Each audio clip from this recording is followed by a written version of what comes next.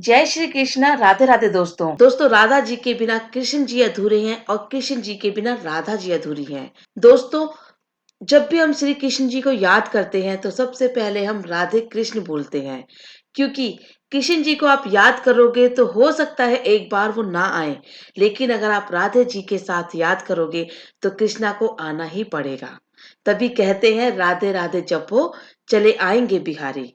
तो ऐसे कैसे हो सकता है कि आप कृष्णा का जन्मदिन यानी कि जन्माष्टमी मनाएं, लेकिन राधा जी का जन्मदिन ना मनाएं, यानी कि राधा जी का जन्मोत्सव ना मनाएं। भाद्र माह के कृष्ण पक्ष की अष्टमी तिथि को भगवान श्री कृष्ण का जन्मदिन यानी कि जन्माष्टमी मनाई जाती है और पूरे भारत में बहुत ही धूमधाम से मनाई जाती है। पूरे भारत में हर जगह मंदिरों को सजाया जाता है, झांकियां निकाली जाती हैं और कृष्ण जन्माष्टमी बहुत ही हर्ष और उल्लास के साथ पूरे भारत में और हर घर में मनाई जाती है। उसके 6 दिन बाद हम कृष्ण जी की छठी भी मनाते हैं। लेकिन राधा जी का जो जन्मदिन है, यानी कि जिस दिन राधा जी का जन्म हुआ था, जन्माष्टमी के ठीक 15 दिन बाद भाद्रपद शुक्ल पक्ष की अष्टमी तिथि को राधा अष्टमी का पर्व मनाया जाता है। ऐसी मान्यता है कि इस दिन राधा जी का जन्म हुआ था। इस बार राधा अष्टमी 4 सितंबर की पड़ रही है। राधा अष्टमी का पर्व पूरे मथुरा, वृंदावन और बरसाने में बहुत ही धूमधाम से मनाया जाता है। तो अगर आप जन्माष्टमी का व्रत रखते हैं, जन्माष्टमी मनाते हैं, तो आपको राधा अष्टमी भी जरूर मनानी चाहिए। इस बार राधा अष्टमी 4 सितंबर को मनाई जाएगी। अष्टमी तिथि प्रारंभ 3 सितंबर शनिवार दोपहर 12:25 पर होगी। अष्टमी तिथि समापन रविवार 4 सितंबर सुबह 10:40 पर होगी। उदया तिथि के अनुसार राधा अष्टमी का पर्व 4 सितंबर को मनाया जाएगा। राधा जी का जन्म कैसे हुआ? तो पद्म पुराण के अनुसार राधा जी राजा वृषभानु की पुत्री थी और उनकी माता का नाम कीर्ति था। कहा जाता है कि एक बार जब राजा वृषभानु यज्ञ के लिए भूमि की सफाई कर रहे थे, तब उनको भूमि पर कन्या के रूप में राधा जी मिली थी।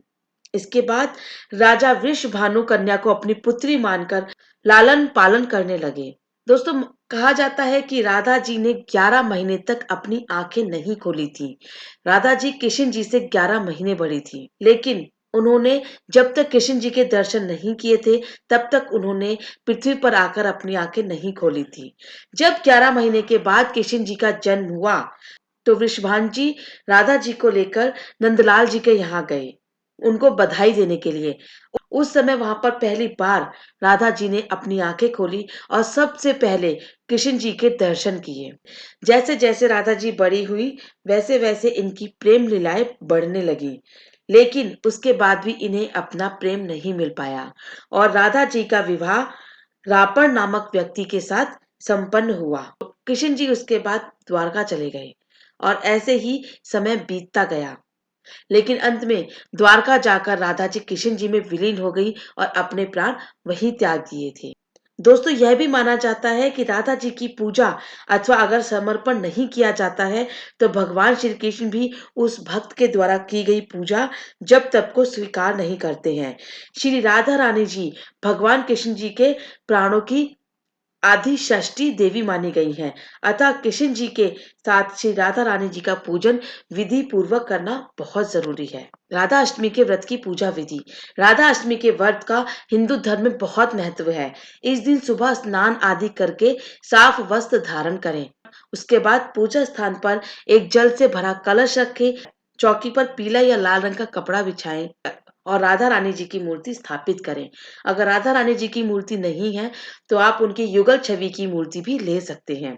इसके बाद राधा रानी जी और कृष्ण जी को पंचामृत से स्नान करवाएं और उन्हें साफ वस्त्र पहनाकर उनका श्रृंगार करें और फूलों से सजाएं।